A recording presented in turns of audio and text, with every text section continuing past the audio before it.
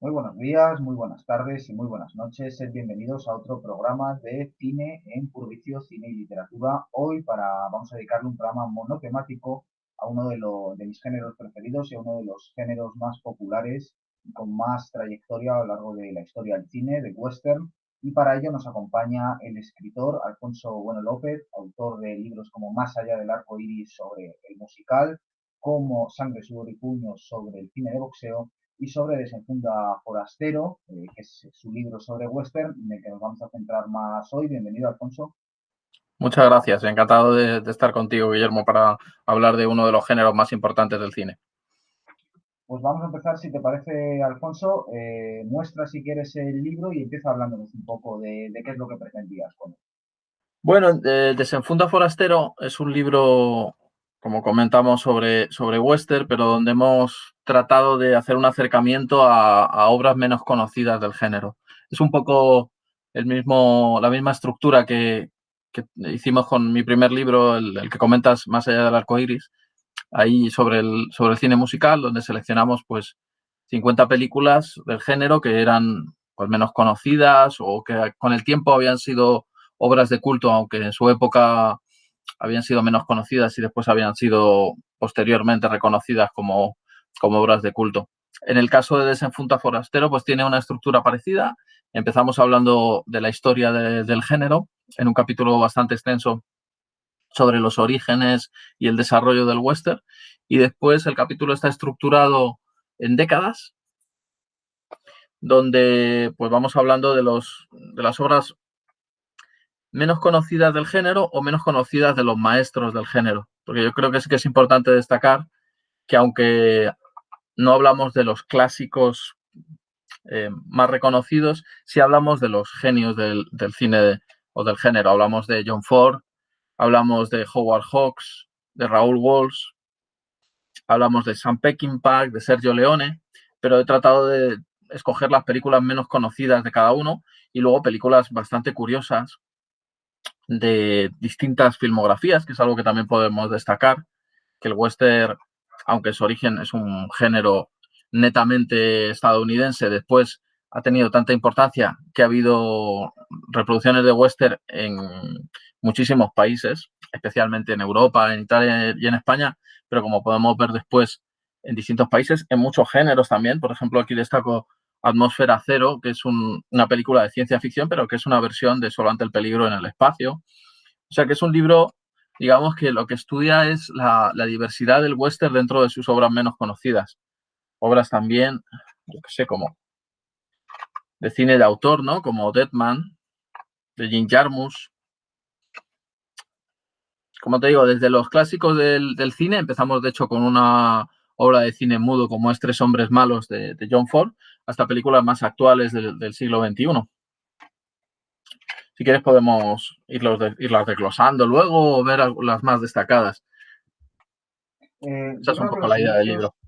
los inicios del género son menos conocidos, es decir, el público popular pues le suelen sonar más las películas, digamos, de la siesta, es decir, podríamos decir esas películas no muy buenas del género, o bien las películas de cine de culto, como puede ser todos los spaghetti western que se hicieron pues mismamente en Almería y demás, pero sin embargo yo creo que no se conoce bien cómo arranca el género y me llama la atención esa película que comentas, que con la que arranca el libro de cine mudo ya de John Ford. ¿Cómo se inicia en esa etapa de cine mudo la historia del western? Bueno, lo interesante del western, y de hecho yo creo que por eso se le considera el más cinematográfico de todos los géneros, es que está, bueno, por un lado, el western es, yo creo, el único género que alcanza su culmen o su mayor realización en el cine. Porque podemos hablar del drama, la comedia, el musical, todos son géneros que ya se habían expresado en su mayor expresión o habían alcanzado la perfección, podemos decir, o grado de aceptación, campos, como puede ser la literatura, puede ser el teatro. Sin embargo, que es un género que bebe de muchas fuentes, desde las historias de los colonos, la música folk, los espectáculos circenses de Buffalo Bill, las novelas baratas también, que fueron muy importantes en el desarrollo del género, las novelas de Zane Grey y posteriormente otros autores. Realmente, hasta que no llega al cine, el western no alcanza su aceptación popular mayor. Yo creo que, por un lado, por eso se considera el western el más cinematográfico de los géneros. Y por otro, por la importancia que tuvo en el desarrollo del cine, en concreto en Hollywood, claro. Tanta importancia tuvo que en sus orígenes las películas preferidas, por ejemplo, de los inmigrantes que llegaban a Estados Unidos, unos inmigrantes que hay que tener en cuenta que en gran parte eran iletrados, eran analfabetos, entonces no tenían a lo mejor el acceso a la literatura para conocer el país, y su forma de conocer el país eran estas historias de colonos y de pioneros, que tenían mucho que ver con su propia historia.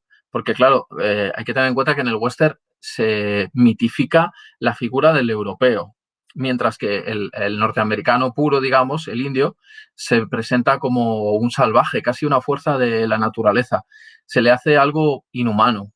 Muchas veces ni tienen nombres, ni se le personifica hasta que llega la revolución del género en los años 50, que podemos hablar posteriormente.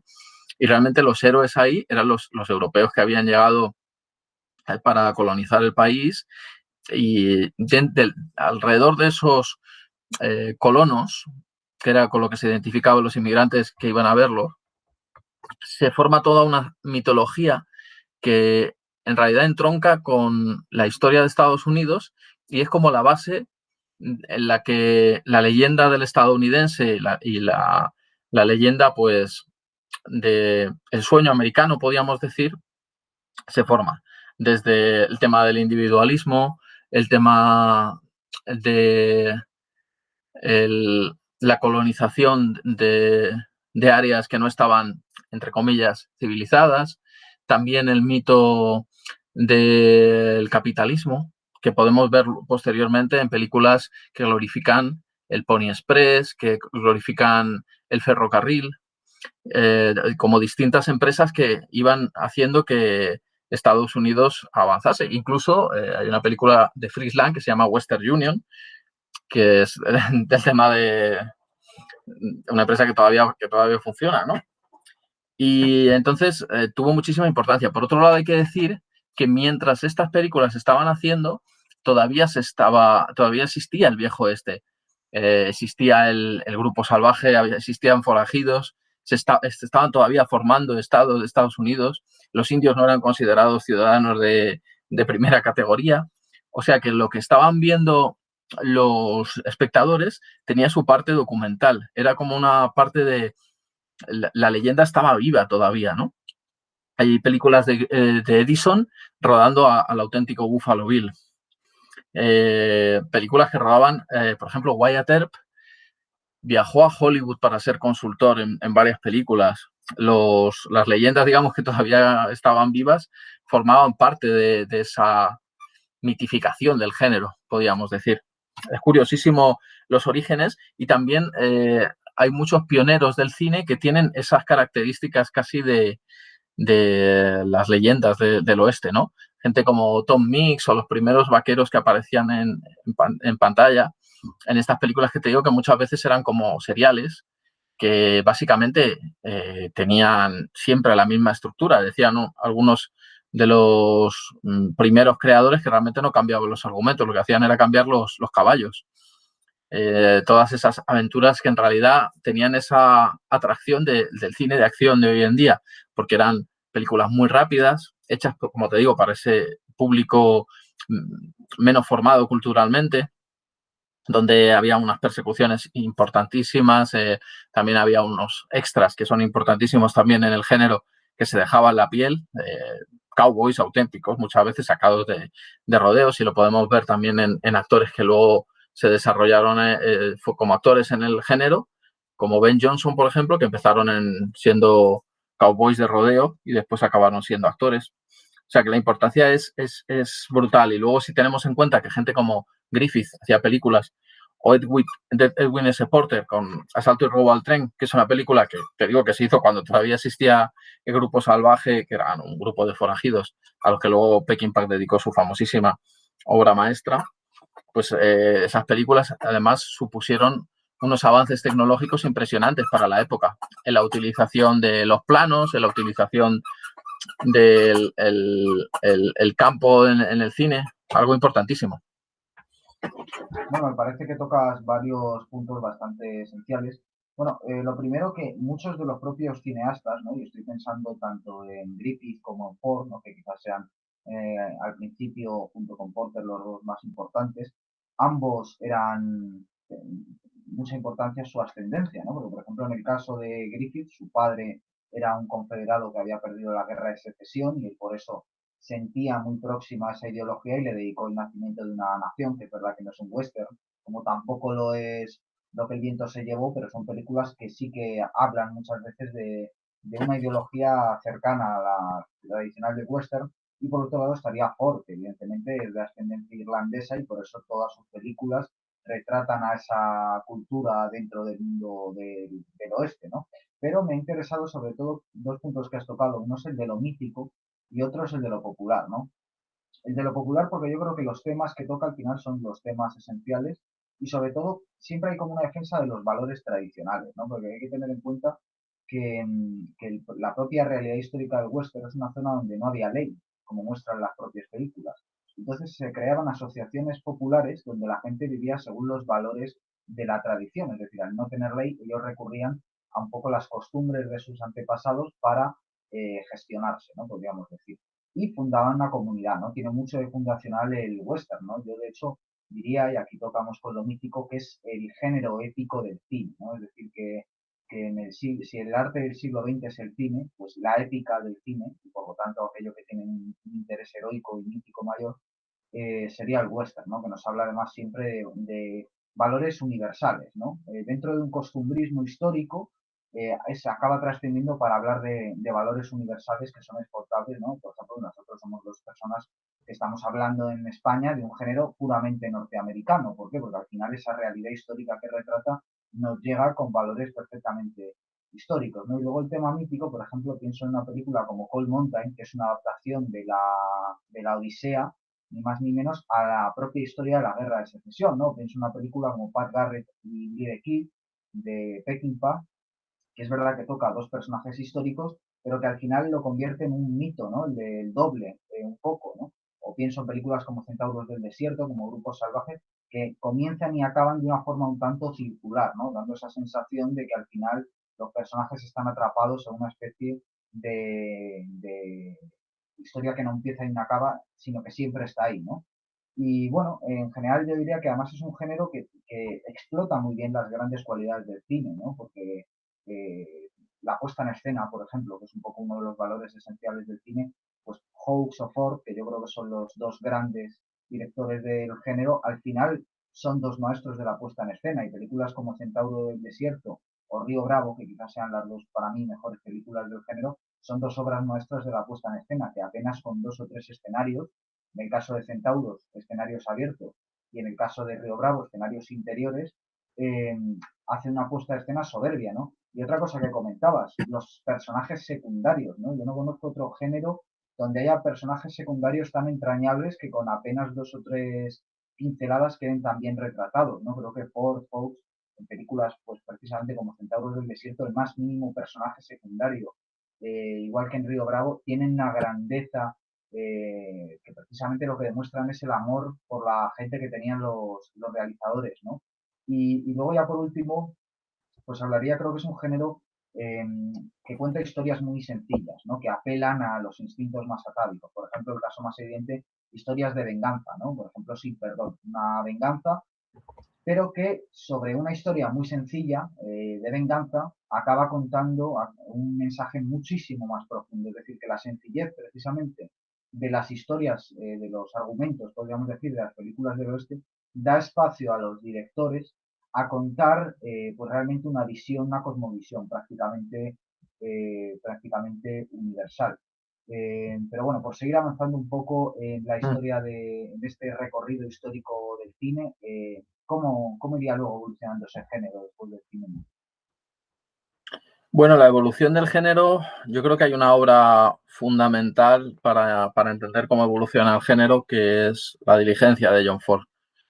porque realmente el género de western perdió puntos cuando llegó el cine sonoro.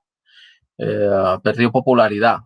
Con el cine sonoro llegan otros géneros más populares como el cine musical, que realmente fue cuando explotó con la llegada del cine hablado. Claro, es interesante, siempre está esa distinción entre cine hablado y cine sonoro, porque realmente el cine mudo ya tenía algunos elementos sonoros antes de la llegada del cine hablado. Pero bueno, realmente los grandes maestros, como tú dices, del género ya estaban ahí. Estaba gente como William A. Wellman, como Howard Hawks, como John Ford. Muchas de las películas mudas de esos grandes genios se han perdido. Y hay que decir que gente como Ford o Howard Hawks no son como otros grandes del cine que podemos considerar que alcanzaron su mayor popularidad e incluso se puede considerar que algunas de sus obras maestras ya están en esa época, como es el caso de Murnau o Fritz Lang o Raoul Walsh. Realmente Ford, hasta que no llega el sonoro, no alcanza su mayor calidad como artista, aunque podemos considerar que ya hay una gran obra en su época muda, como es El caballo de hierro, que es una auténtica epopeya sobre el ferrocarril, o Tres hombres malos, la película que destaco aquí, que es una película menos importante que El caballo de hierro, pero también menos conocida y por eso me resultaba más interesante para incluirla. La llegada del sonoro, que suponía el poder escuchar realmente el oeste real, supuso, sin embargo, una caída en su calidad. Y aunque siguió habiendo seriales, realmente no sería hasta la llegada de una obra como La diligencia de John Ford cuando realmente se vio las posibilidades de hacer un cine comercial como el que hacía John Ford, pero complejo en cuanto al desarrollo de personajes, como tú comentabas, con personajes entrañables e interesantes y con un desarrollo psicológico de esos personajes que hacía que fuesen una película muy, muy interesante de ver sin perder la idea de que es un cine de acción maravilloso. Hay que destacar ahí, por ejemplo, a Kajima Kayut, que fue el extra más importante de la historia del cine, un extra de origen indio, que es el que hizo la famosa escena en La diligencia de uno de los indios que pasa por debajo de la diligencia, por debajo de todos los caballos y todo eso. Entonces, esa escena que ha sido homenajeada hasta la saturación, pues pensemos, por ejemplo, en el Indiana Jones de Steven Spielberg, es un poco la esencia del género en cuanto a acción. Y Kajima Kayut, además, tuvo la importancia de ser, después de especialista, director de segunda unidad de muchas grandes películas, incluyendo Ben-Hur, que pese a ser una obra de William Wyler, como se consideraba que las escenas de acción eran de menos calidad, se ocupaba el director de segunda unidad y la escena más famosa, curiosamente, de esa película, como es la escena de la carrera de cuadrigas, la hizo él. Entonces, bueno, realmente el éxito, por un lado, claro, hay que hablar de la importancia artística de La diligencia, pero también hay que hablar del éxito. Si La diligencia no hubiese sido un gran éxito, posiblemente el western no habría tenido ese empujón que tuvo posteriormente en los años 40 y 50.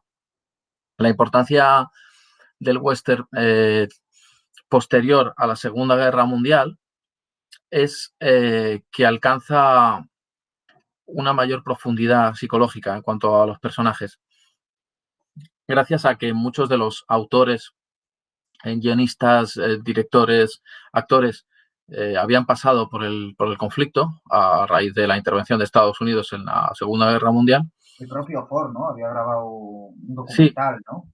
Ford grabó varios documentales, como otros grandes directores como Joe Huston o Alfred Hitchcock, que hicieron documentales de guerra, ¿no? Digamos que no tenían edad para a lo mejor estar en el servicio activo y se les contrató pues para hacer documentales para el ejército. Documentales de propaganda, pero que son documentales también interesantísimos para ver cómo era el conflicto. En algunos casos incluso cómo fue después el conflicto, porque en el caso de, por ejemplo, John Huston hizo un documental interesantísimo y censurado hasta final de siglo, sobre las secuelas mentales en los soldados después de haber participado en el conflicto, rodando en un hospital de enfermos mentales, ¿no? Y en el caso de John Ford, bueno, tenía esa parte de la que podemos hablar que es conservadora en cuanto a su ideología, en cuanto a su cine, pero no era tan conservador como podemos decir John Wayne, que sí que era un actor importantísimo del género, arquetípico, pero ideológicamente muy conservador. John Ford era un conservador, pero a la vez tenía una parte de apertura o progresista que demostraría en varias de sus obras. Es como si, Negro, ¿no? por ejemplo, sí, el Sargento Negro o Siete Mujeres, que fue su última película, que es una mujer donde reivindica, o sea, una película donde reivindica los papeles femeninos que durante años se le tachó de haberlos relegado.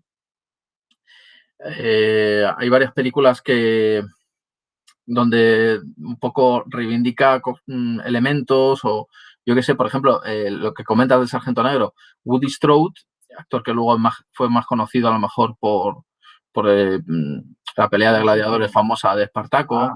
Claro, Los Siete Magníficos, ¿no? Sale, si no recuerdo mal también. Los Siete Magníficos no me acuerdo si sale, creo que salen Los Profesionales de Richard Brooks, que hace de un azador de cuchillos. Creo que Los Siete Magníficos no me acuerdo. También salía al principio hasta que llegó su hora. En la estación. En el andén, ¿no? Está ahí esperando. Entonces, ya solo, por ejemplo, el hecho de que John Ford diese visibilidad a un actor negro en la época del western clásico, donde realmente los negros no aparecían en los westerns. Era como si no hubieran existido cuando había habido muchos cowboys negros y mexicanos. De hecho, los cowboys originales eran negros y mexicanos porque era un trabajo de menor categoría, ¿no?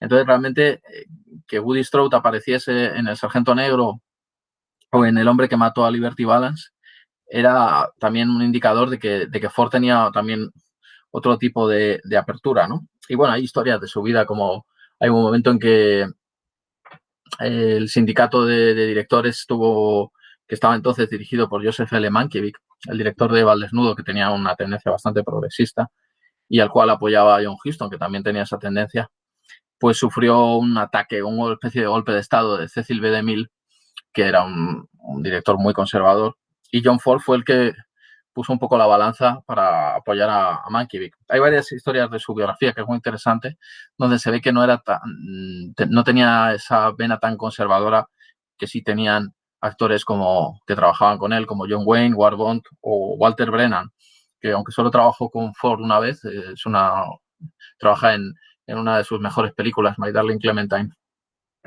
que es seguramente la mejor adaptación de la historia de Wyatt Earp. Y bueno, Ford, es que podríamos tirarnos el programa entero hablando de la importancia de John Ford. Howard Hawks también. Estéticamente era muy revolucionario. Por ejemplo, en las uvas de la ira, el tío recuerdo que cuando llegan al poblado, el tío ata una cámara al camión. Entonces se ve cómo entran al poblado y todo el mundo va mirando, todos los indigentes que hay en el poblado miran directamente a cámara, ¿no? Que eso era muy fuerte. O, por ejemplo, pienso la última escena que grabó Ford, precisamente eran Siete Mujeres, que es como a Bancroft, ¿no? Creo que era, que se envenena a sí misma, y hay un fundido en negro, ¿no? Un poco con una especie de pudor por mostrar una imagen tan fuerte, ¿no? Sí, era un mago estoy pensando en Centauros del Desierto, por ejemplo, la que has mencionado, que seguramente sea su obra maestra. La escena en que los indios atacan la casa familiar, de repente se deja de oír cualquier sonido, se ve la noche, es impresionante. Esa escena es como una película de terror. O la famosa escena de cierre de la película donde John Wayne está fuera de la casa, fuera de la puerta, y le cierran la puerta como que tú no perteneces a este mundo, ¿no? Que ha aparecido en muchísimas ocasiones. Maravillas que ha hecho John Ford, como la trilogía de las películas de la caballería, que son desde Ford Apache, que es una maravilla. El Technicolor que utiliza en La Legión Invencible es una maravilla. Películas curiosas, a lo mejor menos conocidas, como Tres Padrinos, que es una película navideña en el western. Podríamos tirarnos, como te digo, El hablando humor, de ¿no? John Ford Porque todo el también programa porque es importantísimo para el género. ¿Qué, perdona? el humor, ¿no? Porque, por ejemplo, en Sí. Centauros del Desierto, la escena de boxeo, que también supongo que te interesará por el libro de boxeo, ¿no? Mm. La escena no es una pelea exactamente, pero bueno, se arremangan y se pelean el día de la boda y tal. De pronto es una película muy dramática, justo en el momento de mayor tensión, que es cuando van a rescatar a la sobrina de entre los indios, pues se saca de la manga una escena muy, muy cómica, ¿no? Que es otro de los grandes rasgos del género y que tocan con lo popular, ¿no? Que a pesar de que haya situaciones muy dramáticas, constantemente hay un contrapunto humorístico que lo hace muy agradable de ver, ¿no? Sí, hay que destacar de Ford que era uno de esos directores grandiosos que podía hacer cualquier género, aunque se le recuerda sobre todo por el western. En su época hay que decir que era reconocido por cuando no hacía western. Quiero decir, es un director que fue reconocido en su época, no se puede decir lo mismo que de directores como Alfred Hitchcock, por ejemplo, que no recibieron ningún Oscar de la Academia. John Ford recibió 3 Oscars y todos por películas que no eran western. Creo recordar que fue por El Delator, Qué verde era mi valle y por El hombre tranquilo, creo, o por Las uvas de la ira. Bueno, en cualquier caso, por películas que no fueron western. Sus western nunca fueron eh, premiados y rara vez fueron nominados. Se consideraba un género menor, un género de acción, un género popular, pero no de la calidad artística que tenían otras películas. Yo creo que John Ford era un devoto del western y creo que muchas veces a lo mejor acudió a otros géneros pues para ser más reconocido. Pero John Ford, que cultivó la comedia también durante su carrera, introdujo y supo introducir en el western la comedia a través de esos personajes característicos tan divertidos. Gente como Victor McLaglen, que hacía esos irlandeses tan divertidos, esos sargentos irlandeses maravillosos, ¿no? O los personajes también de War Bond, o yo qué sé, hay que pensar en eso, El hombre tranquilo, por ejemplo, que es una película con unos personajes característicos divertidísimos, ¿no? Que no sean western.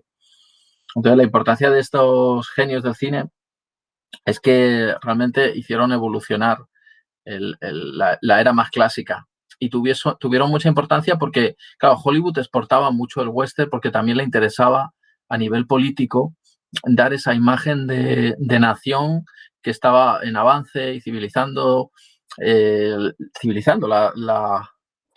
el mundo, porque realmente coincidió también con políticos y presidentes que tenían ese pensamiento de, por ejemplo, eh, avanzar en Latinoamérica en su influencia. Entonces el western era casi como una excusa política. Eso hizo que el western se exportase muchísimo y que tuviese muchísima importancia a nivel internacional. Lo que te digo, las obras clásicas de William A. Wellman, de Raoul Walsh, de Howard Hawks, maravillas como, pues eso, Río Bravo has mencionado. Yo la verdad es que incluso destacaría más Río Rojo, que es otra maravilla con John Wayne y Montgomery Clift. Luego, después de todos esos clásicos, como comentaba antes, vino la era post Segunda Guerra Mundial con personajes más psicológicamente más complejos. No había una diferencia tan grande como que ya se arrastraba desde los orígenes del cine de los héroes puros y los villanos vestidos de negro, ¿no?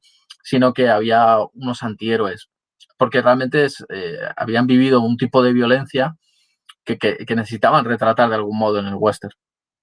Es curioso que actores como James Stewart, que fue de los primeros actores, si no fue el primero que se alistó durante la Segunda Guerra Mundial, después se negó a hacer cualquier película bélica, pero sin embargo hizo una serie de westerns con Anthony Mann que se consideran totalmente revolucionarios para el género por cómo presentaban la violencia, por cómo presentaban a héroes que eran antihéroes y que son un poco el germen de lo que luego serían los héroes de Sergio Leone en el Spaghetti Western o de Sam Peckinpah. Las películas de Anthony Mann son importantísimas y no se las ha destacado lo suficiente. Aparte de las películas que hizo con James Stewart, empezando por Winchester 73, yo he destacado 2 en el libro que son menos conocidas y que fueron sus primeros western, como es Las Furias con Barbara Stanwyck, que es casi un drama griego adaptado al cine y un western femenino, que es una de las cosas que me interesaba destacar también en el libro. Y La puerta del diablo, que es una obra maravillosa, protagonizada por Robert Taylor, que fue su primer western, y que es un western protagonizado por un indio y que realmente es de los primeros westerns que proponen una visión humanista o humanizadora de los indios. De hecho, curiosamente, los indios son los protagonistas y al final de la película se produce un giro cuando los indios están siendo asaltados por los blancos y la caballería va a defender a los indios, que son los que realmente tienen la razón moral en la película. Entonces, la importancia de autores como Anthony Mann pues es clave para entender el salto que da el género.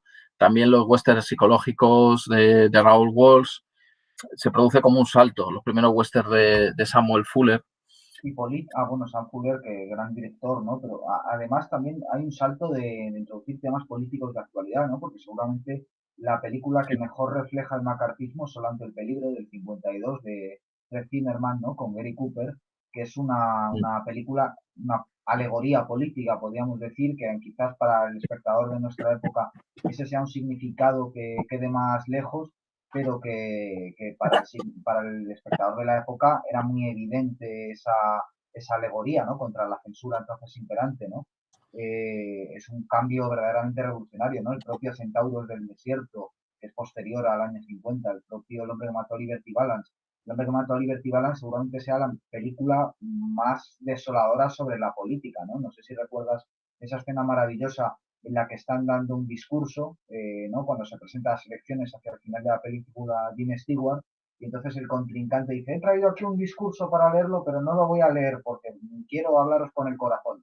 Entonces hace un burruño de su discurso, lo tira, alguien lo recoge, lo despliega y es un papel en blanco, y luego no traía nada preparado, o sea, y ahí creo que solo en esa imagen está sintetizado mucha más crítica política que la más ácida de las sátiras políticas actuales, ¿no? Sí, el hombre que mató a Liberty Balance es una película curiosa dentro de la filmografía de John Ford. Sergio Leone, que no era, aparentemente no era un seguidor de John Ford, aunque sí que destacaba cosas de él. Por ejemplo, Sergio Leone le gustaba que John Ford, en las películas de John Ford salían los culos de los caballos, que decían que era muy, muy auténtico aquello. Y Leone se refería al hombre que mató a Liberty Balance como la película donde John Ford aprendió sobre algo llamado pesimismo. Como que era una película, claro, que era distinta a las historias de mitología popular, de ensalzamiento de las historias de los colonos, de la historia del sueño americano. Yo, por ejemplo, destaco en Desenfunda Forastero de John Ford, de su época sonora, Caravana de Paz, porque es una película preciosa, ¿no? Una película menos conocida, la hizo con actores menos conocidos, con Ben Johnson, con Ward Bond, en lugar de coger a John Wayne, la hizo como de una forma más independiente y es una maravilla. Sin embargo, en El hombre que mató a Liberty Balance hay escenas realmente fabulosas a nivel de crítica social. También está su frase más famosa, digamos, o su cita más famosa, que es el momento en que el periodista, claro, opta por mentir y hacer como, bueno, tampoco vamos a desvelar mucho si la gente no lo ha visto, ¿no? Pero para contar un poco, digamos, revestir la realidad, ¿no? de ese mito. Entonces está esa famosa frase que al final se convirtió en la frase que definió el estilo y la vida de John Ford, que era cuando tienes que elegir entre la realidad o la leyenda, imprime la leyenda. El personaje lo dice un periodista. Es curioso porque eso ya aparece en las primeras películas de John Ford y en la primera película que destaco en el libro, la de Tres hombres malos, hay una carrera de caravanas para conseguir terrenos y se ve que hay una de las carretas que es una imprenta que está imprimiendo en el momento las noticias. Es divertidísimo. Esos momentos son los que hacen realmente a las películas de John Ford tan especiales. Y sí, bueno, es como tú dices, hay mucha crítica social, aparte la película que mencionaba de Solo ante el peligro, está esta otra que la tenía por aquí, te la quería enseñar, la de Filón de Plata, que es una película menos conocida, de Alan Dwong, que es un director de cine mudo, originario, es el que dirigió la versión de Robin Hood con Douglas Fairbanks. Y bueno, esta película es una crítica total al macartismo. De hecho, el villano de la película se llama McCarthy, creo, o algo parecido. Es como acusan falsamente a un ciudadano que lo interpreta John Payne, que era como un actor de serie B que no es tan recordado hoy en día. Y hay, de hecho, una escena que emula la marcha del Hollywood progresista para apoyar a los acusados en la caza de brujas. Y bueno, y en Solo ante el peligro, claro, es una película que hacía una crítica directa al tema del macartismo, que fue, pues eso, totalmente repudiada por John Wayne.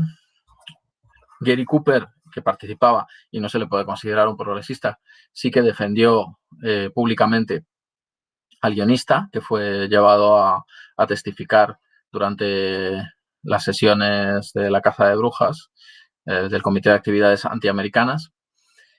John Wayne, paradójicamente, repudiaba la película, repudiaba a los participantes en la película y, paradójicamente digo, tuvo que recoger el Oscar para Gary Cooper, porque Gary Cooper no pudo estar en la ceremonia de los Oscars y tuvo que ser John Wayne el que lo recogió. Y después, públicamente, John Wayne defenestró la película. Otro que la atacó directamente fue Howard Hawks. Y es interesante que ambos hicieron Río Bravo como respuesta ideológica a Solo ante el peligro, porque claro, Solo ante el peligro, el sheriff del pueblo va a ser atacado por unos forajidos que han prometido que la van a matar y pide ayuda a todo el pueblo. Ellos decían que, bueno, por un lado, eso era un ataque directo al individualismo, ¿no? A la figura del héroe, del individuo. Y la justificación que dieron para atacar la película, que seguramente había otra justificación política detrás que no la reconocían tan directamente.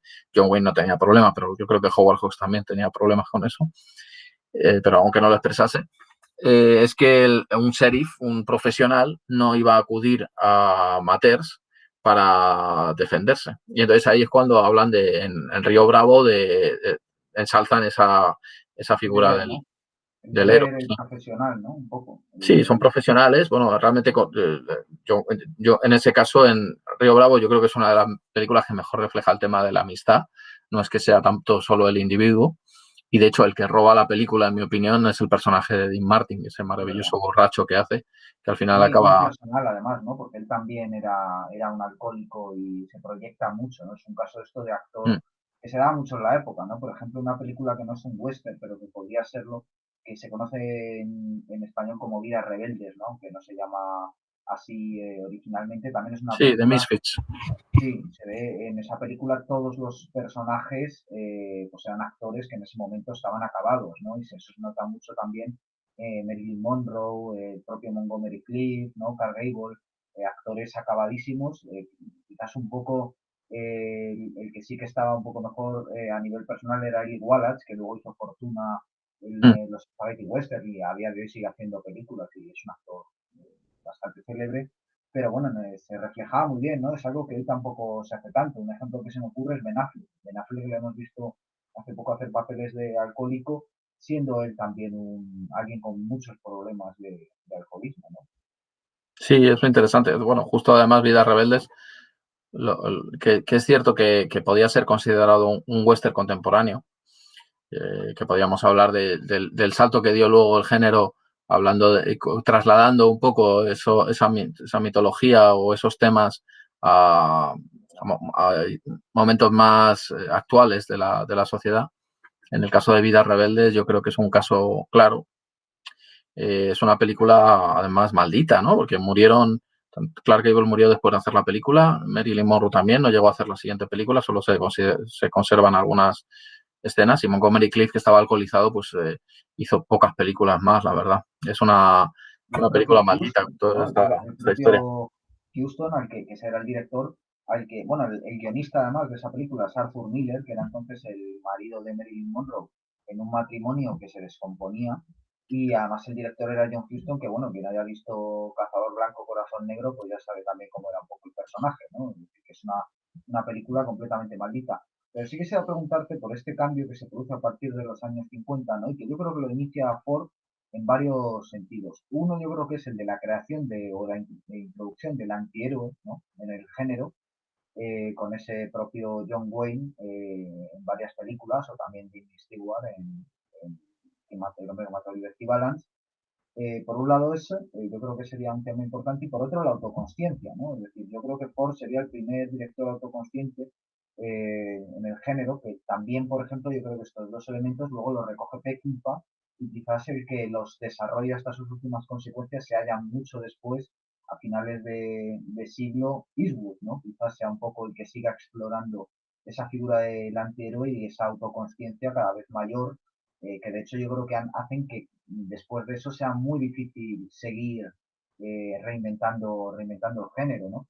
Porque bueno, lo del tema del héroe no deja de ser interesante, ¿no? Porque al final el héroe del western, que es también un poco el género donde mejor se puede explotar el héroe, que es bastante distinto al superhéroe, ¿no? Que sería un poco lo que más abunda hoy en día, porque bueno, el héroe está, digamos, enfrentado a muchos de los grandes pilares de la sociedad norteamericana, ¿no? Yo creo que siempre ha habido una identificación, precisamente de personajes reales como el propio Wayne, que podían ahí ver una identificación de algo que llamaríamos anarcocapitalismo, ¿no? O algo así, un poco por esa oposición al Estado, por esa oposición también al progreso, porque, por ejemplo, yo creo que Peckinpah era un tío que detestaba el progreso entendido como capital y como progreso tecnológico, ya no solo porque cada vez que aparezca un auto en las películas, como por ejemplo en Grupo Salvaje, ¿no? Que lo miran con desconfianza, sino porque La balada de Cabell Hawk, que para mí es una película también importante y original dentro del género, que también tiene muchos puntos de comedia, pero que al final el protagonista muere atropellado por un auto. Siento estropearle la película a quien nos esté viendo, pero bueno, creo que tampoco es un dato determinante sobre la trama. Y creo que eso es muy simbólico, ¿no? Es decir, que lo que se retrata es personajes a los que se les ha pasado su época, ¿no? Que no aceptan el progreso del tiempo, que quieren abrazar otra historia. Y de ahí querría citar que quizás el primer western pueda ser hasta El Quijote, ¿no? El libro de Cervantes, que es un libro que nace en el nacimiento mismo de la modernidad, y que también el personaje de Alonso Quijano al final, ¿qué es? Es alguien que se obsesiona con los valores de otro tiempo a través de una figura que realmente no existe más que en la ficción, que es el caballero andante, ¿no? Y digamos que los protagonistas de los westerns realmente también son auténticos utópicos, es decir, tampoco persiguen fantasmas, podríamos decir. Yo creo que aquí el caso más claro de Nuevos Centauros del Desierto, ¿no? Donde la película se llama The Searchers en inglés. Y entonces, bueno, hemos empezado hablando de Pioneers, ¿no? Los pioneros, y acabamos hablando de Searchers. Al final, ¿qué es lo que buscan, no? Pues buscarían una especie de inocencia perdida, que es esa que supuestamente funda Norteamérica, pero que al final acaba secuestrada, pues, podríamos decir que por el Estado y por el capitalismo. Y creo que eso también lo refleja muy bien desde un punto de vista mucho más histórico. Por ejemplo, la serie Deadwood, de la HBO, es una serie extraordinaria, que cuenta muy bien la génesis de lo que fue realmente, con mucho más material histórico, esa época, y a partir de la segunda temporada se ve muy bien cómo entra el capitalismo de lleno en esa sociedad. Y creo que tampoco es casualidad que el protagonista de Centauros del Desierto sea un confederado, ¿no? Porque al final, más allá del tema de la esclavitud, ¿no? Que muchas veces se ha querido ver que era el justificante de esa guerra, pues también había un justificante de organización, ¿no? La Unión quería un país unido y por lo tanto pues mucho más controlado, y los confederados defendían algo mucho más local, mucho más asambleario incluso, si se quiere, y de alguna forma lo que demuestra esa serie es como a partir de la segunda temporada entra un personaje, tampoco quiero estropearse a nadie, pero bueno, un personaje capitalista que lo que hace es empezar a crear, a unir esa pequeña localidad a un mapa mucho más grande, es decir, una potencia.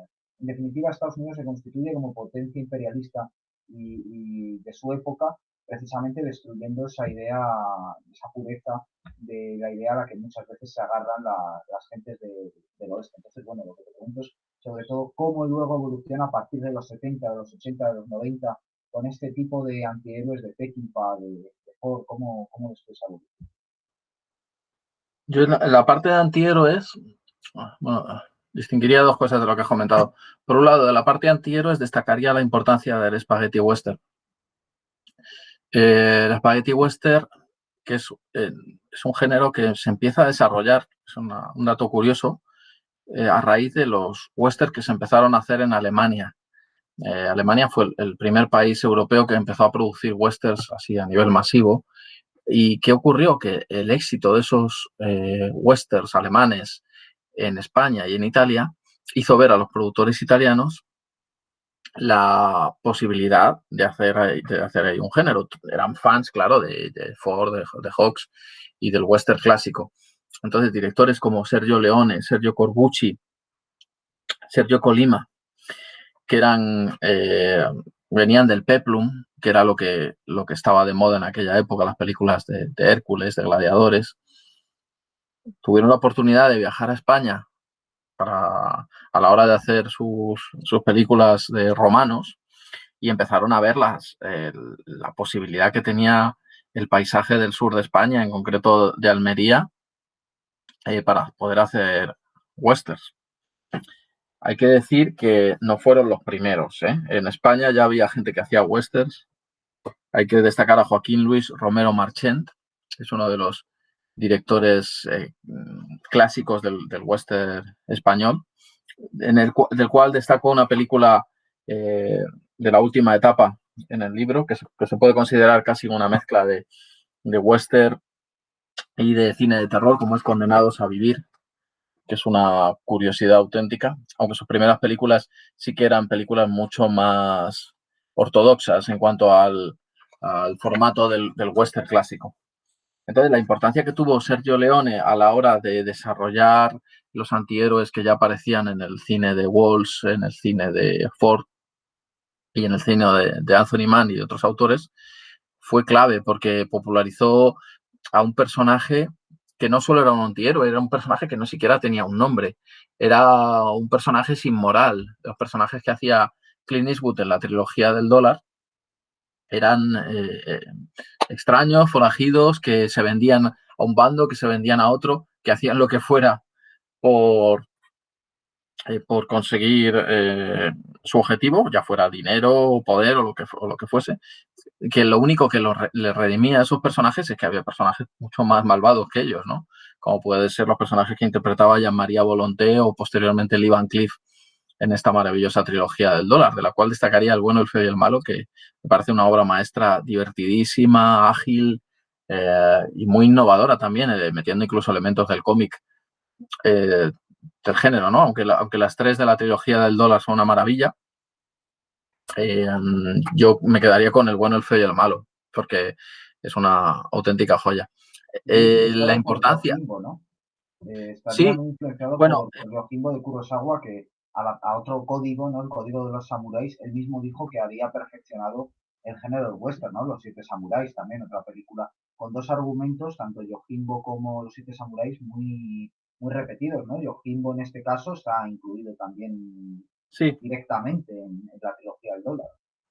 Bueno, sobre todo por un puñado de dólares. La primera es una adaptación directa de Yojimbo, tanto que yo decidí incluirla en el libro. De hecho, me apetecía incluirlo con un cartel del estreno italiano, porque me parecía más divertido aún.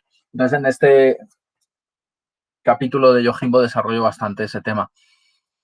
Yojimbo era una película muy influenciada por John Ford, porque Kurosawa era fan de John Ford, y es una adaptación un poco del género del oeste a la mitología nipona, ¿no?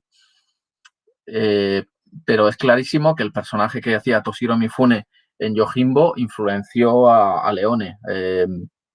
Y no solo eso, lo que tú dices, por un puñado de dólares llega al extremo de plagiar diálogos.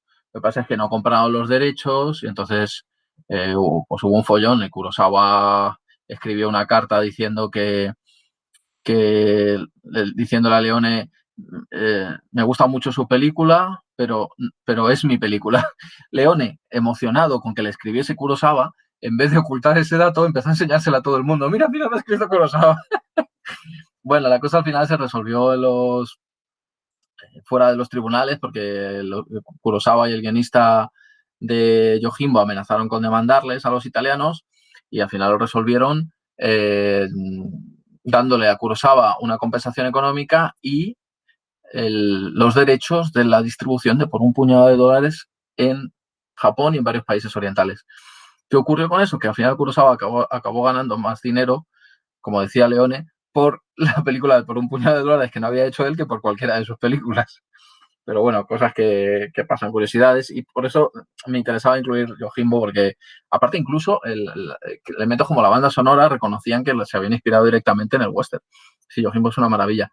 Entonces sí, claro, siempre hay antecedentes. Hablamos de Ford, hablamos de Kurosawa, pero yo creo que Sergio Leone cogió todos esos elementos, los metió en una batidora y los exportó, ¿no? Es un poco como lo que hace Tarantino, que es muy fácil ver todas las referencias que tiene Tarantino. Es como un estudioso del cine que le interesa coger sus mayores referencias y utilizarlas, ¿no? A lo mejor no son autores tan innovadores, pero de alguna forma sí lo son, porque utilizan todas esas referencias y las llevan a otro nivel.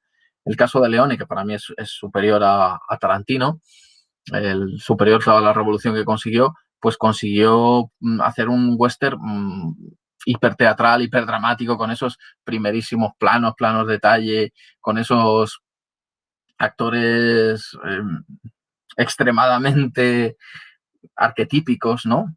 Con esos personajes de Clint Eastwood, de Lee Van Cleef. Y es importante también entender que a lo mejor si Sergio Leone no hubiese tenido la importancia que tuvo a nivel internacional, habría que ver si Peckinpah habría llevado su carrera por el mismo sendero.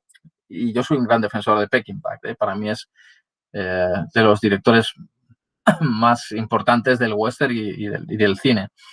Pero hay una gran diferencia entre las primeras obras de Peckinpah, como Mayor Dandy o no me acuerdo del título de la primera. Duelo en Alta Sierra, ¿no? Otra. Sí, Duelo en Alta Sierra, que es una película que... Y la como Grupo Salvaje o Pat Garrett y Billy el Niño. Es cierto que la balada de Cable Hawk tiene otras características.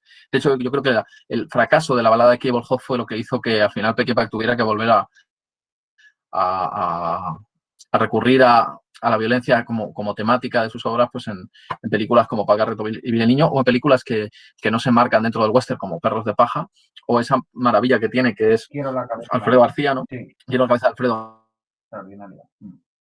casi surrealista. García, que es como también ultraviolento. Lo de Puscular, por justamente ese contraste que dices entre la mitificación del sueño americano de la primera época y luego lo que ocurrió con autores como Peckinpah, de el fracaso de esa libertad del sueño americano frente a la obviedad de que el vaquero, el cowboy, el héroe individual no cabía en esa sociedad que había contribuido a construir. Algo que ya aparece, como decíamos, en Centauros del Desierto, que aparece en Anthony Mann, pero que en Sam Peckinpah es muy obvio, ¿no? ¿Qué ocurre? Que los de Grupo Salvaje al final se tienen que autoinmolar. O en Pat Barrett y Billy el Niño, que es otra de las películas que incluyo.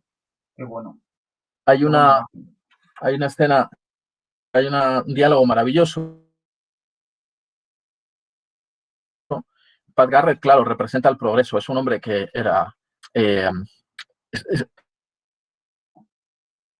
voy a decir una teoría que escuché hace poco que me parece muy, muy interesante, que hay una teoría que dice que Pat puede que venga de Dad, como que hay una teoría que incluso dice que incluso puede que fueran padre e hijo. De hecho, en otra de las películas que incluyen el libro, y perdona que me salga un momento del tema, pero está relacionado con Pat Garrett y Billy el Niño, que es El rostro impenetrable de Marlon Brando, que es una obra de culto totalmente ignorada en la época, pero que la podemos considerar una influencia y un referente absoluto para el spaghetti western, que también es una adaptación de la historia de Billy el Niño.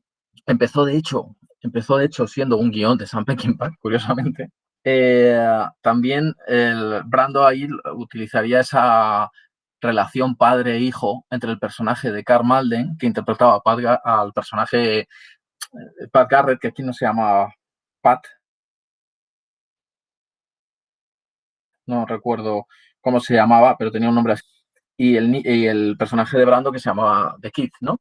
Y hay, de hecho, varias escenas de Pat Garrett, de Karl Malden haciendo ese papel de sadismo hacia el personaje de Marlon Brando, que a mí me recuerdan muchísimo a lo que posteriormente hizo Clint Eastwood al darle el papel del sheriff a Gene Hackman en Sin Perdón. En el caso que te comentaba de Pat Garrett y Viene el Niño de Sam Peckinpah, hay un diálogo maravilloso que dice el personaje de Pat Garrett, que lo interpreta James Coburn, en la película, para justificar, tratando de sobrevivir, que dice, este país está envejeciendo y yo pretendo envejecer con él. Y para envejecer, ¿qué tiene que hacer? Pues matar a su compañero, que es el salvaje, el forajido, el violento. Y que Y mata es una parte de paradójico, ¿no? sí mismo, ¿no? Mata una parte de Y sí mata mismo una parte de sí mismo, sí, lo que incluso podríamos representa, decir a su hijo, ¿no? Porque la relación que tienen es paterno-filial, el Pat Garrett es mayor que él, y ya te digo, disparando al incluso hay una espejo, teoría ¿no? que dice que puede que fueran padre e hijo, que se refiriera, que el Pat en realidad fuera Dad, ¿no? Y ese western crepuscular yo creo que hace una crítica al Estados Unidos y al mundo de esa época, ¿no? Donde se estaba aniquilando a los pioneros, a los que habían ayudado a construir esa civilización, porque realmente, y eso también se representa muy bien en Deadwood, los pioneros, los primeros hombres libres, hablo de hombres porque realmente el western es un género muy masculino, aunque me gustaría destacar que en el libro he destacado varias aportaciones femeninas, podemos hablar luego de ellas. Los libres realmente no podían pertenecer luego a ese mundo, porque ya no había cabida para ellos. Habían ayudado a construirlo y a descubrirlo, pero luego ya no podían pertenecer. Y es lo interesante de ese western crepuscular, ¿no? Que tiene muchas connotaciones filosóficas y psicológicas y que más allá de la violencia que podemos observar y que nos puede parecer demasiado gráfica y que en el momento fue muy importante por ser tan revolucionaria, tiene una profundidad y un calado que ya quisieran muchas películas de las que se dice. Mm. Hay para mí tres películas de los años 70, 80 que introducen lo que luego será para mí el cine de los 90 y de los primeros 2000, muy importantes, que son Las aventuras de Jeremiah Johnson, que creo que es una película muy intimista de Sidney Pollack y que introduce nuevas formas en el género. Heaven's Gate, que yo creo que es una película muy, muy importante de Michael Cimino, porque supone el fin, en mi opinión, de una forma de hacer cine, no es el mayor desastre económico de la historia del cine, se va por delante el sindicato más antiguo de productores, creado por el propio Charles Chaplin. Y en último término yo destacaría también El jinete pálido, que aunque es menos conocida que Sin Perdón, yo creo que es una película que es casi hasta más interesante. No digo que sea mejor, pero creo que es más interesante porque también le da un toque como sobrenatural, ¿no? El personaje principal tiene algo como de fantasmagórico y también al mismo tiempo es una película muy clásica, porque tiene los malos que son pues los típicos terratenientes que van contra los intereses, ¿no? Capitalistas que van contra los intereses del propio pueblo, y que creo que también es muy importante eso dentro de la historia de Estados Unidos. Y me interesa porque, bueno, luego introducen un poco Sin Perdón, que quizás sea la última gran obra maestra al nivel de las grandes obras maestras de Ford, de Walsh, etcétera. Sin Perdón, que es una película que fue muy aclamada, que yo creo que a todo el mundo conoce, ¿no? Y demás. Y que quizás, junto con Kevin Costner, ¿no? Películas como Open Ranch son ya lo último, yo creo, de cine puramente clásico. Y ya con esto, si te parece, vamos introduciendo la parte final para ir cerrando con este tema del cine western en los últimos años. Quizás sea el fin del western clásico Es que has y, introducido varios temas. Sí. claro, y otros géneros, ¿no? Porque, por ejemplo, yo ya termino, te paso la palabra. eh, a mí me interesa el western, que no es un western. Por ejemplo, a mí me gusta mucho Wind River de Taylor Sheridan, una película, su primera película en dirección, que es un western que no es un western, está ambientado en la época actual, en una ciudad fría, pero aún así es western. Y luego me gusta mucho de Craig Zahler, Bon Tomahawk, por esa mezcla que hace con la serie B y también la introducción de elementos sobrenaturales, que creo que también está, ya digo, Jinete Pálido de Eastwood. ¿Cómo ves tú esta etapa, sobre todo también con Tarantino, que tiene mucho peso, sobre todo a nivel mediático?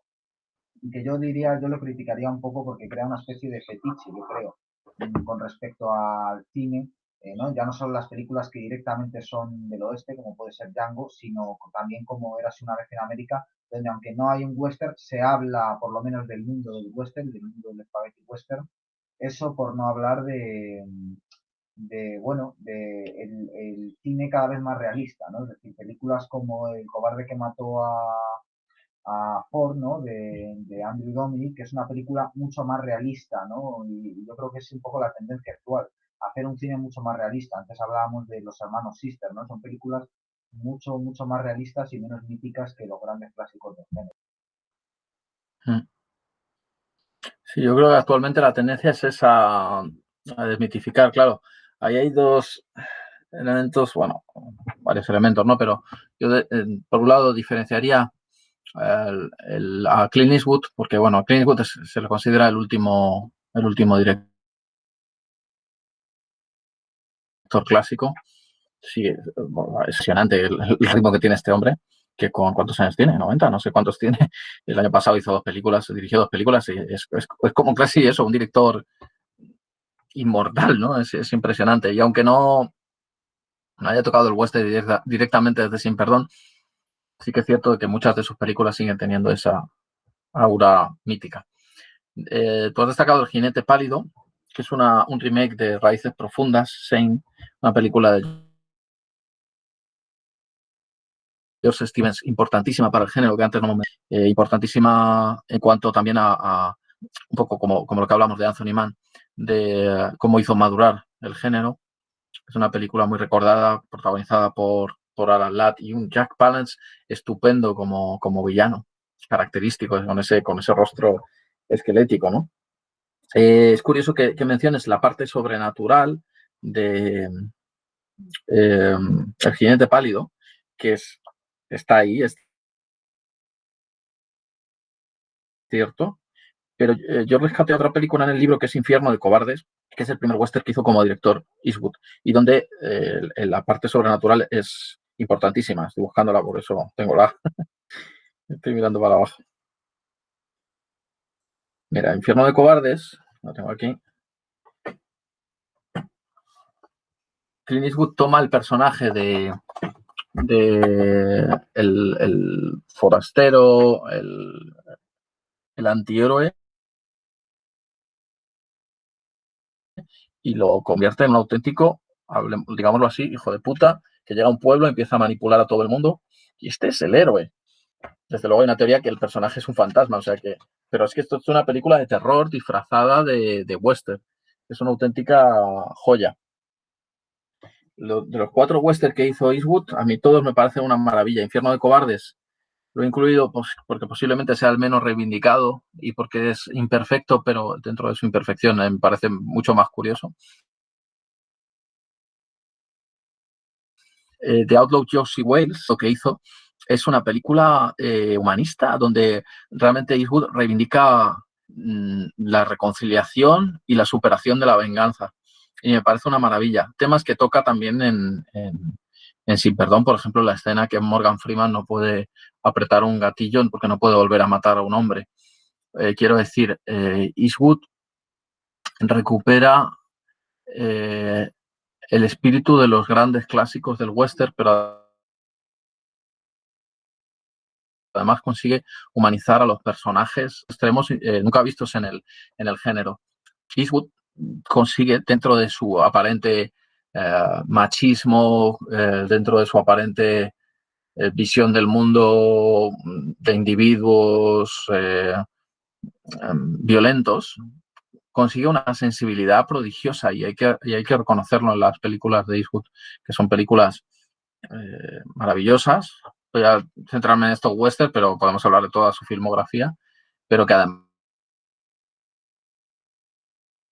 tiene una sensibilidad impresionante. Y sí, Sin Perdón es como la última obra maestra del género y además funciona como cierre del género, aunque luego se han hecho muchas películas, pero ninguna la ha superado. Lo que más cerca ha estado de superar ha sido ese experimento maravilloso televisivo que fue Deadwood. Las otras películas que has comentado, bueno, la de Sidney Pollack me parece muy interesante por ser, aparte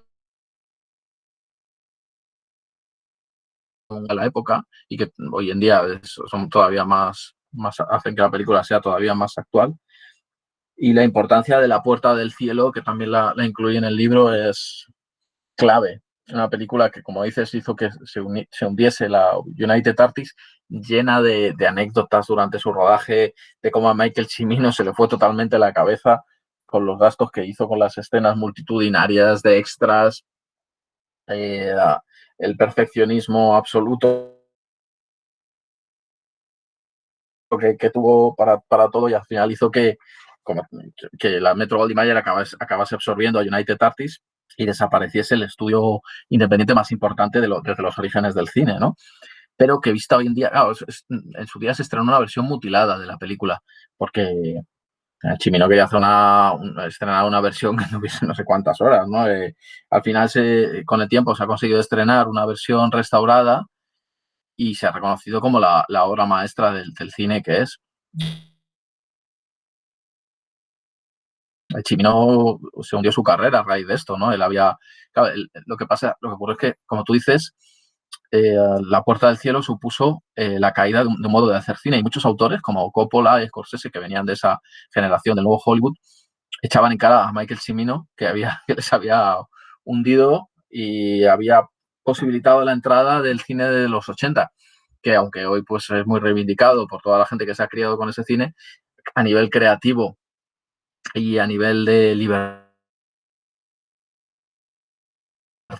de los autores, no se para lo que se consiguió en los años 70. La madurez que tiene el cine estadounidense, Hollywood de los años 50, gracias a gente como, pues eso, Coppola, Scorsese, De Palma, Hal Hasby, Cimino también, pues... Forman, ¿no? También era otro director de esta. Pero sí. es que es curioso porque además el propio Scorsese también tuvo sus fracasos, ¿no? Kundun, también otra película muy ambiciosa que fue un fracaso económico.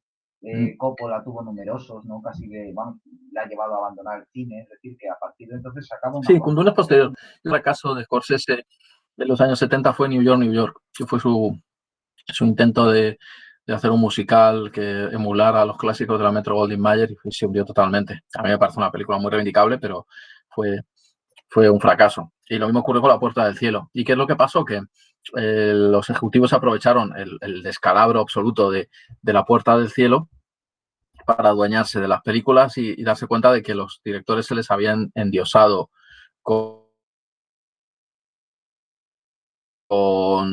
todo este del nuevo Hollywood y entraron en parte gracias a los ejecutivos y en parte gracias a éxitos de gente que pertenecía al nuevo Hollywood, pero que acabaron siendo los abanderados del nuevo estilo más infantil de cine de los 80, como George Lucas o Steven Spielberg, que independientemente de su calidad para hacer películas de entretenimiento, no se puede comparar la calidad artística o la profundidad de sus obras con la que consiguieron en los años 70 directores como Coppola o Scorsese.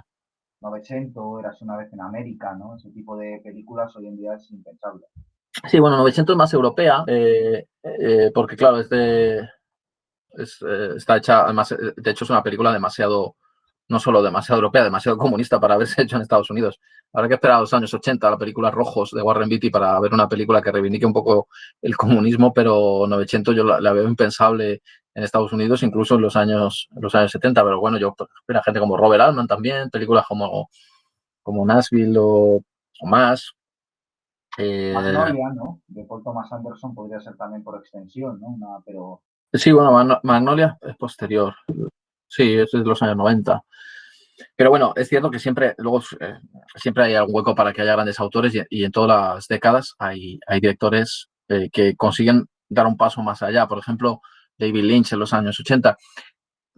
Pero la cantidad de obras y de autores revolucionarios y de madurez que se consiguió en Hollywood en los años 70 es difícil encontrarlo con posterioridad.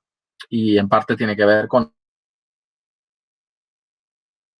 el gran fracaso que hubo de La Puerta del Cielo y de otros autores, claro. Scorsese también había tenido sus fracasos, Coppola no consiguió emular después el éxito del Padrino, o sea que un poco Chimino fue el cabeza de turco, también le utilizaron un poco de cabeza de turco y lo pagó porque después no volvió a dirigir una película en condiciones. Siempre él se lamentaba de que después siempre le habían dado las películas que nadie quería, ¿no? Y salvo alguna película excepcional, estoy pensando en una que hizo con, con Mickey Rourke, pero no me acuerdo del nombre. Bueno, en que Cimino no volvería a levantar la cabeza como director y prácticamente todos los implicados en la película, menos Christopher Walken, acabaron viendo cómo sus carreras se mermaban. Por ejemplo, Chris Christopherson, que era una estrella, después no pasaría de ser un actor secundario. Sí, a Bridges hasta que le rescataron los Coen, ¿no? A Christopherson. No, Jeff Bridges, que sale... Sí, no.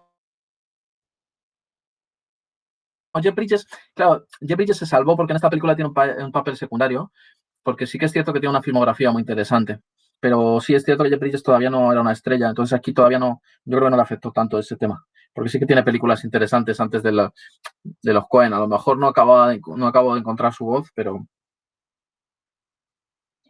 sí, mientras buscas, la yo verdad solo es que quería decir... es interesantísimo todo el tema de la Puerta del Cielo, nos daría Sí, para otro programa. sí, yo solo quería decir que al final de Sin Perdón, el árbol que se ve es el mismo árbol que aparece en el cine de Griffith, una especie de homenaje y de vuelta también a los orígenes. Por terminar, Alfonso, ¿qué película del siglo XXI, western, consideras una obra maestra o algo parecido y por qué? Bueno, en el libro destaco varias que para mí son muy interesantes. Tú has mencionado Bon Tomahawk. Bon Tomahawk, lo que me parece interesante que la incluye en el libro es cómo rescata la visión clásica del género y la adapta en una película que mezcla el género de terror con el género de western. O sea que aparentemente una película heterodoxa, como es una película donde salen caníbales eh, casi sobrenaturales enfrentados a vaqueros, es una película ortodoxa en sí porque utiliza el elemento clásico del rescate, eh, además del rescate de una mujer, de los hombres del pueblo yendo a rescatar a una mujer. Hay un Carrasel maravilloso haciendo de sheriff. Los héroes son blancos, los mexicanos que aparecen son bandidos, el negro que aparece le matan en la primera escena, los indios vuelven a ser los villanos, o sea que utiliza otra vez el formato y la ideología del western clásico y es interesante desde ese punto de vista, pero me parece una película muy entretenida. Destacaría el asesinato de Jesse James por Robert Ford, de Andrew Dominic, porque es una película muy, muy poética y que ofrece una visión en profundidad de la historia de los hermanos James y está muy bien interpretada también y además visualmente me parece una maravilla, es como ver una pieza de época, no sé, está tan bien trasladada. Y luego como curiosidad destacaría la propuesta de John Hillcoat, que es una película australiana. Me parece una traslación muy buena del western a nivel de tratamiento, de argumento y de desarrollo. Me parece tan violenta desde el punto de vista positivo como una película de Take Impact. Y es muy curioso esa traslación del el lenguaje del western pues a los aborígenes australianos y al terreno de Australia. Además tiene una banda sonora muy buena de Nick Cave. Y luego, bueno, destacaría películas femeninas, bueno, es lo que iba a comentar, que he tratado de rescatar en el libro, como a pesar de ser un western, un género mayoritariamente masculino, ha habido muchas mujeres que han ido dando voz al libro de western. Cuando hice el libro de musical, me costó encontrar películas dirigidas por mujeres. En este libro he podido rescatar varias.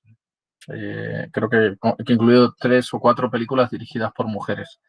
No solo eso, he incluido películas, pues eso, protagonizadas por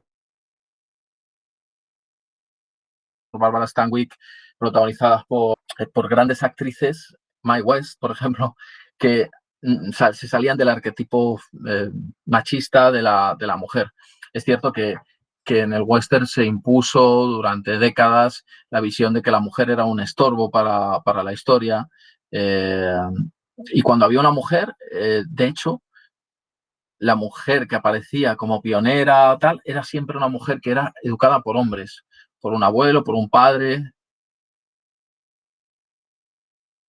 que era como algo que representaba la civilización, representaba a Europa. Se trataba de huir de eso, ¿no? Era un mundo de hombres. Sin embargo, a pesar de eso, y a pesar de que las heroínas femeninas que aparecen en estas películas muchas veces están masculinizadas en formas, hay que reconocer que el western fue revolucionario presentando a las primeras femme fatales, presentando a las primeras mujeres independientes, fuertes, que no se sometían a los hombres, que podían sacar la pistola igual que un hombre y defender igual que un hombre y podían hacerse valer igual o más que un hombre. Entonces he querido reivindicar eso y también reivindicar el papel más reciente de directoras. Hay una directora clásica que es Aida Lupino, pero el único western que hizo fue en televisión, entonces no la he podido incluir. Como Kelly Reichardt, que hizo la película Miss Cutoff, que es una película muy intimista sobre una partida de colonos y que es interesantísimo porque está enfocado en las mujeres de la película, me forma bonita de fotograma. Entonces, lo que hace al hacernos identificarnos con las mujeres de esa partida es identificarnos con cómo esas mujeres estaban apartadas de las decisiones. Por ejemplo, hay momentos maravillosos de la película donde los hombres toman una decisión apartados y como nosotros asumimos el papel de las mujeres, de esas primeras colonas, estamos totalmente apartados de las decisiones y no nos enteramos de lo que están hablando los hombres. Es muy interesante. Y luego cierro la película con Chloe Zhao, que es una directora que acaba de ganar el Oscar, con Nomadland. Esta es su segunda película de Ryder y me parecía muy interesante cerrarla cerrar el libro con esta película, que es otra preciosidad poética, con un punto bastante documental, desde el punto de vista de que cuenta la historia real de un cowboy al cual Chloe Zhao conoció al preparar su primera película, un especialista y jinete durante una rutina de rodeo, cae del caballo y el caballo le patea el cráneo, ¿no?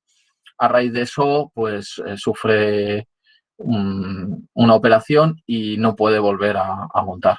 Entonces es la historia de cómo él supera sus propias dificultades y asume también su nueva condición, su relación con la naturaleza, su relación con los caballos, su relación con su familia. Y me parecía muy interesante cerrar el libro con esa película tan intimista, dirigida por una mujer, pero con una sensibilidad espectacular hacia cómo sobreviven hoy en día los cowboys que realmente son los que originaron el género, ¿no? Y me parecía ese punto del cine independiente estadounidense, cómo abordaba el género. Y me gusta mucho ese contraste, ¿no? Poder hablar de Bon Tomahawk y de Ryder, de películas tan distintas ideológicamente, en formato, en presupuesto, en estrellas, pero que puedan convivir en este género que es tan diverso y tan fabuloso, y que en el libro pues me ha dado para hablar de películas de muchos géneros y también pues películas que he mencionado, italianas, españolas, pero también hablo de películas suecas, he destacado una película mexicana, he destacado otra polaca, que es muy interesante también. Otro tema que nos daría para medio programa, el western que se desarrolló en los países comunistas, el western rojo, que es prácticamente desconocido porque no llegaba a Occidente, ¿no? La verdad es que es un género mucho más complejo de lo que se cree e interesantísimo. E incluso, aunque no tengamos ese punto de vista de la complejidad y de la diversidad, es un género mágico como tú dices, es la épica del cine. Así que la verdad es que cualquiera que se quiera acercar al género, hay mucha gente que no lo conoce, que le tiene miedo y que tiene ese prejuicio de las películas de la siesta o las películas de Spaghetti Western que todavía echan en canales, no sé si en 13TV o en 8 Madrid, que echan cada día un Spaghetti Western y cada día es peor que el anterior, ¿no? Porque hay Spaghetti Western malísimos. Pero como todos los géneros, hay películas muy malas y en los años 50, 60, sobre todo 50 y 60, se hicieron una brutalidad de westerns y claro, luego se sumaron a los que se hacían en Estados Unidos, los europeos, y hay muchas películas malas como ocurre con cualquier género, pero hay una cantidad de obras maestras que es difícil encontrar en otros géneros. Yo creo que has recomendado un buen número de películas para quien quiera aproximarse al género, tanto desde perspectivas clásicas como desde obras menos conocidas, como otras visiones más actualizadas, ¿no? Que también rompen un poco ese mito de que son valores de otro tiempo, que es verdad que son valores de otro tiempo, pero también ha habido una serie de gente que se ha dedicado a actualizarlo a los valores más de nuestra época. Yo, por completar, quisiera terminar recomendando algunos libros que están relacionados, por ejemplo, de Craig Zahler, su novela Espectros de una Tierra Trizada, que es extraordinaria. Él ha intentado adaptar, pero dice que es imposible, porque es verdad que la novela es mucho más ambiciosa en cuanto a trama y demás que cualquiera de sus películas, y por eso es inadaptable, ¿no? Pero creo que los derechos los tiene comprados Ridley Scott. Un poco en un plano más histórico, este libro, que se llama Democracia Común de Dana Nelson, es un libro que cuenta muy bien cómo era la vida de esas comunas antes de que se instalara el capitalismo, ¿no? Luego sobre la guerra de secesión, que es un tema que no hay una especie de leyenda negra también. Este libro es una obra maestra, Ángeles Asesinos, de Michael Sara. Está muy bien porque tiene una grandeza de mirada que más allá de la violencia y de la guerra muestra muy bien ambos bandos. Un poco para un acercamiento más histórico, este salvaje oeste, pistoleros y forajidos de Gregorio Doval, es muy interesante porque cuenta precisamente eso que has comentado antes, personajes reales como Pat Garrett y el niño. Y luego dos novelistas que no son exactamente western, pero que creo que hacen un poco esto que comentabas tú ahora con el cine, con la novela, es decir, actualizar un poco los temas, ¿no? Por un lado, estaría Cormac McCarthy, ¿no? Con Meridiano de Sangre, otra serie de novelas que es una versión filosófica, metafísica, teológica de western, y desde un plano que me parece que puede también ir muy ligado al futuro del género, Don Winslow, que por ejemplo en novelas como La Frontera habla del mundo del narcotráfico, que en buena medida tiene los mismos escenarios que el western tradicional, puede tener elementos muy similares, ¿no? Por ejemplo, Sicario, también con guión de Taylor Sheridan, ambas películas, puede ser hasta cierto punto un western, y bueno, me parece que es una forma de actualizar el género. Y por supuesto, el último libro que querría recomendar es Desenfunda Forastero, de Alfonso Bueno, que si quieres volver a enseñarlo, Alfonso, Te ¿tienes lo alguna saco yo. editorial? Sí, Diablo Ediciones. Está en Diablo Ediciones. Y Alfonso, ha sido un placer tenerte. Eres un auténtico erudito ya no solo del western, sino de tantos géneros. Da gusto. Y invitado quedas a volver otro día a hablarnos de alguno de tus otros libros sobre tantos géneros o sobre una película en concreto, ¿no? Eso de Las Puertas del Cielo me ha sonado interesante, me ha puesto los dientes largos. Pues encantado, sí, la verdad es que podemos hablar cuando quieras. Yo también he disfrutado mucho y también es un placer hablar contigo porque se nota que sabes de lo que hablas. Así que, por supuesto, repetimos cuando quieras. Bueno, pues me despido ya de los espectadores. Volveremos pronto en Puro Vicio con más programas de cine, de literatura. Gracias por su tiempo y su atención. Hasta pronto.